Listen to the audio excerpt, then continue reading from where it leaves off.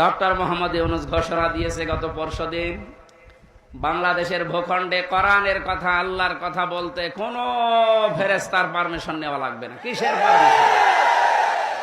কোরআনে কারিম পারমিশন দেবে যে আপনি কথা বলতে পারেন কিনা। যদি কোরআন বলে যে না, আপনার কথা বলার যোগ্যতা নেই, আপনি কথা বলবেন না, চুপ করে থাকবেন। এই দেশে দিন মানা, দিনের কথা শোনা বলা কত কঠিন ছিল বলেন তো। এই বাধাগুলো শুধুমাত্র ছাত্র আন্দোলন করার মাধ্যমে দূর হয়েছে তা না। আল্লাহ নিজে আমার মনে হয় আবাবিল ফেরেশতার মতো, পাখির মতো এই ছাত্রদেরকে ব্যবহার করিয়ে এই যে বিশাল বোঝা, বিশাল জগদ্দল পাথর আল্লাহ নিজে ছড়িয়ে দিয়েছে।